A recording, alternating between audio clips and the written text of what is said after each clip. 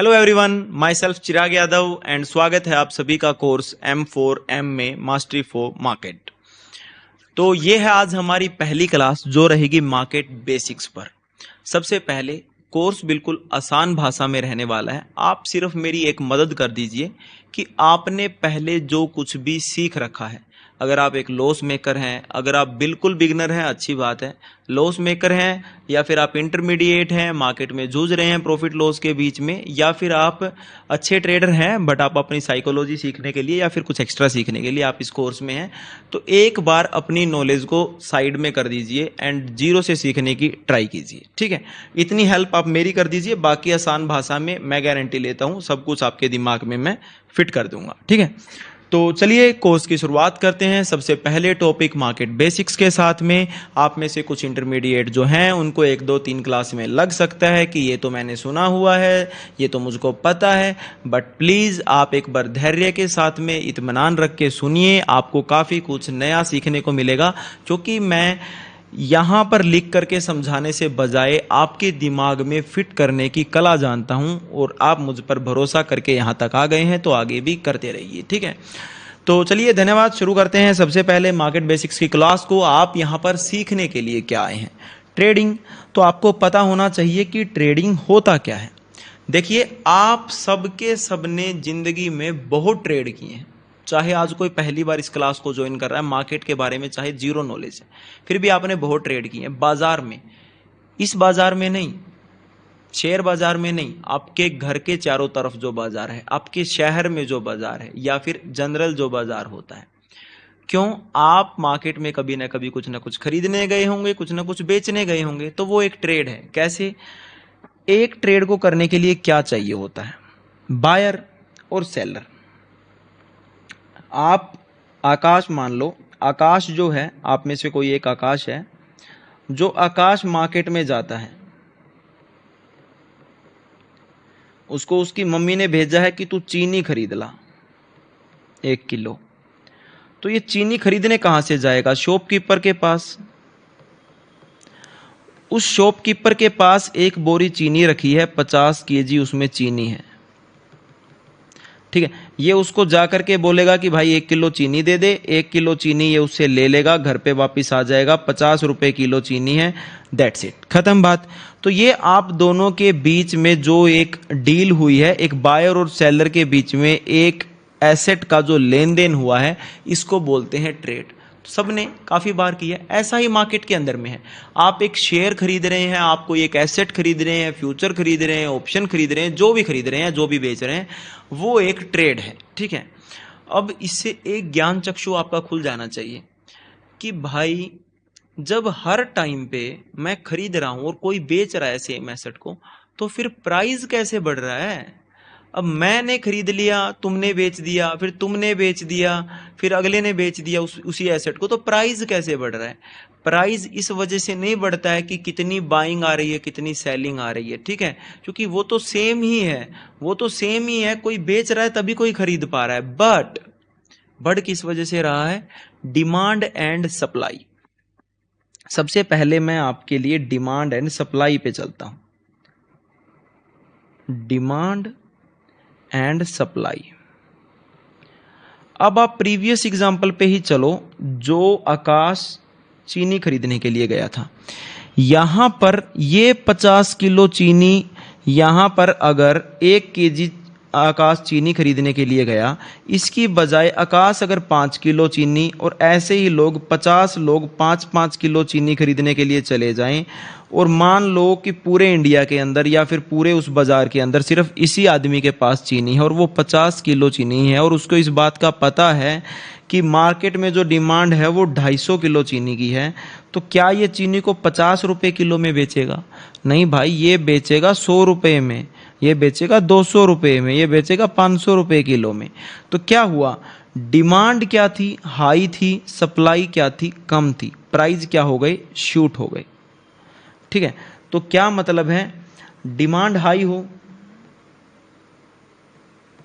Supply less हो, price क्या हो जाते हैं? शूट हो जाते हैं।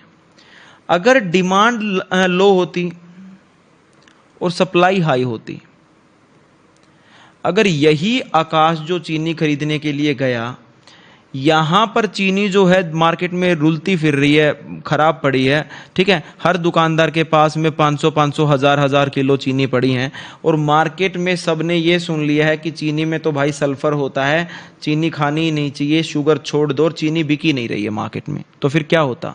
यही 50 रुपए किलो चीनी क्या रेट आ जाती? 20 आ जाती, 10 आ जाती, 25 आ जाती, मतलब अमाउंट इसकी घट जाती।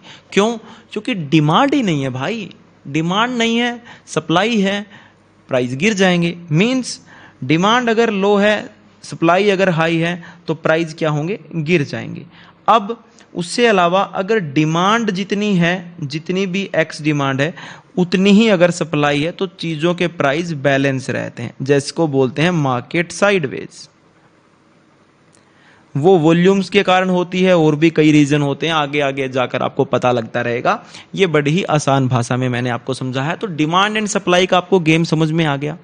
अब उसके बाद में मार्केट बेसिक्स में आपको ये पता लग गया कि एक ट्रेड क्या होती है, चीज़ों के प्राइस कैसे घटते बढ़ते हैं, डिमांड सप्लाई क्या होती है। अब आप ट्रेड करने किस में आए हैं? 90% ट्रेडर ऑप्शन में ट्रेड करने के लिए आए हैं।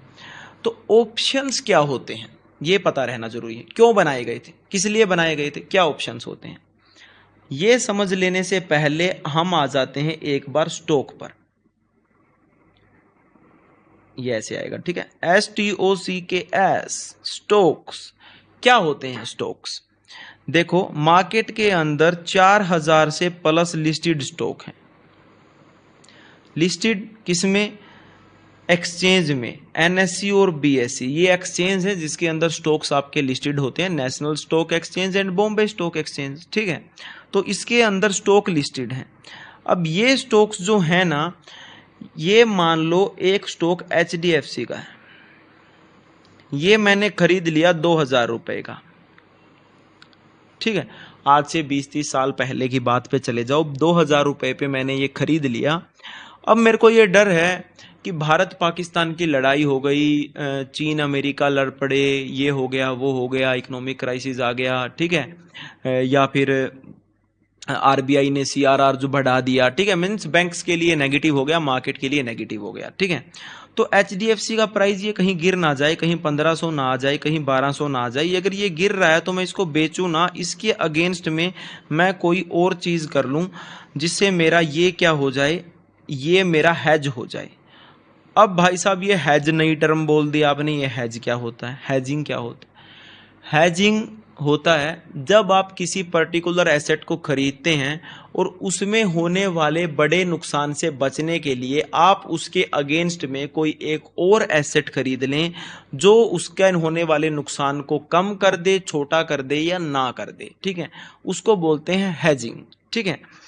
तो ये हैजिंग जो है, जैसे के लिए आपने सुना होगा हेल्थ इंश्योरेंस, अगर आपकी हेल्थ खराब होगी तो फिर आपको क्या करना है, अपने एक हेल्थ इंश्योरेंस अगर आपने ले रखा है, आप उसमें 500 रुपये, 1000 रुपये, जो भी एक्स प्रीमियम आप उसमें भरते आ रहे हैं, आपको एकदम से एक बड़ा खर्चा आ गया, 10 लाख रुपए का खर्चा आ गया, तो आपको हेल्थ इंश्योरेंस के थ्रू क्या मिल जाता है, इंश्योरेंस मिल जाता है, वो पैसा मिल जाता है। तो वो आपने अपनी हेल्थ को क्या कर लिया, हैज कर लिया, बस उसी प्रकार से, ठीक है। तो ये हैजिंग होती है। अब हैजिंग, अब ये स्टॉक्स आपको समझ में आ गए, स्टॉक्स का प्राइस होता है एक, डिमांड सप्लाई समझ में आ गया कि स्टॉक का प्राइस, डिमांड हाई होती है किसी स्टॉक में तो स्टॉक का प्राइस बढ़ने लगता है। अब डिमांड एंड सप्लाई जो है काम कैसे करते हैं वो समझना है। डिमांड एंड सप्लाई काम कैसे करते हैं, काम कैसे करते हैं, सबसे पहले हम क्या समझेंगे, जो हम समझ रहे थे ऑप्शंस को, ठीक है। ये चीज़ें मैं एक दूसरे से रिलेट कर रहा हूं ताकि आपके लिए एक यूनिवर्स बन जाए।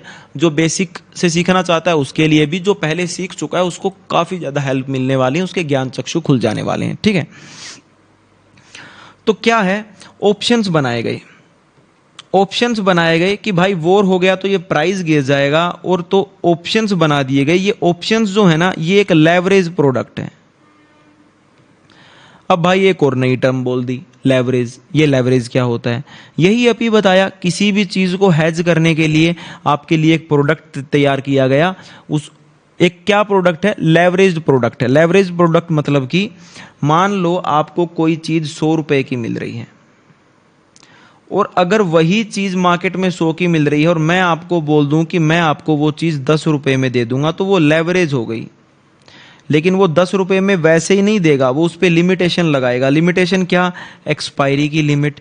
लिमिटेशन क्या? टाइम वैल्यू की लिमिट। ठीक है, ये लिमिट लगाएगा कि भाई अगर तू एक एक्स डे तक मेरे पास ये पैसा 10 रुपए जो है ये लेकर के नहीं आ गया, जिस पर ब्याज भी लेगा कि 15 रुपए लेकर नहीं आ गया, तो फिर एक एक्सपायरी लिमिट है, मैं ये 15 रुपए तेरे से ले लूंगा, ये 15 रुपए मैं तेरे से ले लूंगा इस ब्याज के समेत, ये 10 रुपए के समेत। टाइम वैल्यू, अगर तू ये टाइम वैल्यू कैसे? अगर तू ये मान लो 1 तारीख को लिया था और ये 10 तारीख तक लेके नहीं आया, तो मैं तेरे से 15 रुपए की बजाय तेरे से 20 रुपए लूंगा, 25 रुपए लूंगा, तो ये टाइम वैल्यू है। ये भी मैं आपको समझाऊंगा, ठीक है। तो अभी एक लेवरेज प्रोडक्ट है, मींस जैसे आपने अगर कोई मार्केट में जानता होगा, मींस टू से अगर कोई बाहर की मार्केट में फॉरेक्स मार्केट में ट्रेड करता होगा तो आपको लेवरेज का पता होगा। जो चीज़ आपको 1 लाख की मिलनी होती है उस पर आप 10x की लेवरेज लगा लेते हैं, तो लेवरेज लगा करके आपको क्या मिल जाती है? वो 10,000 में मिल जाती है। लेकिन एक इसका बड़ा नुकसान भी होता है। क्यों? क्योंकि उसी लेवरेज पर उसी प्रकार से आपका नुकसान, अगर आपने 100 रुपए का प्रीमियम खरीदा है और अगर वो डाउन साइड आया, तो जितने पॉइंट्स पर आपका जनरल बिना लेवरेज के एसएल निकलना था या पैसा वाइप आउट होना था, उससे बहुत कम, 10 गुना कम पर, अगर 10 गुना की लेवरेज है तो 10 गुना पहले आपका एसएल हिट हो जाएगा, ठीक है, 10 गुना पहले आप निकल जाएंगे। तो वही लेवरेज है ये, ठीक है। जिसको नहीं पता है कोई दिक्कत नहीं, आगे आगे जाकर के समझ में आती रहेगी। तो लेवरेज प्रोडक्ट क्या है? ऑप्शंस हैं, ठीक है। अब ये समझ में आ गया। अब डिमांड एंड सप्लाई की गेम पे दोबारा आ जाते हैं एक बार। पहले कॉल एंड पुट की गेम पे आते हैं। ऑप्शंस 2 प्रकार के होते हैं भाई साहब, एक होता है कॉल, एक होता है पुट। CEP ये है कॉल, ये है पुट, ये होते हैं ऑप्शन, ठीक है। ये क्या है? अब मार्केट में 2 प्रकार से ट्रेड होती है, एक होती है बायर, एक होता है seller. Option buyer, option seller. कैसे? दोनों के दोनों इन्हीं ऑप्शंस को ट्रेड करेंगे, ये भी इसी को करेगा, ये भी इन्हीं को करेगा, बट दोनों में डिफरेंस है। क्या? मान लो मैं एक ऑप्शन बायर हूं, आप सबके सब अगर मेरे को लाइव में देखते हैं या फिर आप में से 90% ट्रेडर्स जो हैं वो ऑप्शन बायर ही हैं। ये कोर्स भी ऑप्शन बाइंग का ही है, ठीक है। तो ऑप्शन बायर जो है क्या करता है? मार्केट में अगर उसका व्यू जो है वो पॉजिटिव है तो वो कॉल बाय कर लेगा। मार्केट में अगर उसका व्यू पॉजिटिव है तो वो कॉल को क्या करेगा? खरीद लेगा। अगर नेगेटिव है तो पुट को बाय कर लेगा। मतलब ये करेगा बाइंग ही। नीचे जाना है तो सेल नहीं कर देगा, ठीक है। नीचे जाना है तो ये पुट बाय कर लेगा, ऊपर जाना है तो ये कॉल बाय कर लेगा, ठीक है। ये करता है एक ऑप्शन बायर, बट एक ऑप्शन सेलर ऐसे नहीं करता है। ऑप्शन सेलर क्या करेगा? अगर इसका व्यू पॉजिटिव है तो ये पुट के प्रीमियम को शॉर्ट कर देगा। शॉर्ट मतलब सेल कर देगा, पुट सेल। आपके अपोजिट कर दिया। आप जब मार्केट में पॉजिटिव थे तो आपने कॉल को छेड़ा, कॉल को बाय किया। ये मार्केट में पॉजिटिव था तो इसने पुट को सेल कर दिया। मतलब आप जब मार्केट में नेगेटिव होते हैं तो आप पुट बाय करते हैं, लेकिन ये जब मार्केट में पॉजिटिव होता है तो ये पुट को सेल करता है, ठीक है। आप पॉजिटिव होंगे तो कॉल बाय करेंगे, वो अगर पॉजिटिव होगा तो पुट सेल करेगा, आपके अपोजिट चलेगा। वैसे ही नेगेटिव होगा तो कॉल को सेल करेगा, ठीक है। ये होता है कॉल बाय और कॉल सेल, ये होता है ऑप्शन बायर और ऑप्शन सेलर। होप सो आपको समझ में आ गया होगा, ठीक है। अब ऑप्शन बायर और ऑप्शन सेलर, कॉल और पुट दोनों चीजें समझ में आ गई आपको, बट दोनों में डिफरेंसेस क्या क्या है? एक सबसे पहली बात, एक स्पॉट प्राइस, एक निफ्टी, ये समझाऊंगा मैं आपको निफ्टी 50 के बारे में सब कुछ। एक इंडेक्स है, एक निफ्टी 50, वो इंडेक्स चल रहा है 25,000 पर। 25,000 के कॉल का प्रीमियम मिल रहा है 200 रुपए का। मेरा व्यू, 2 मार्केट में बंदे बैठे हैं, एक ऑप्शन बायर, एक ऑप्शन सेलर। ये चाहता है कि मैं कॉल को बाय कर लूं, इसको लग रहा है कि मार्केट पॉजिटिव है।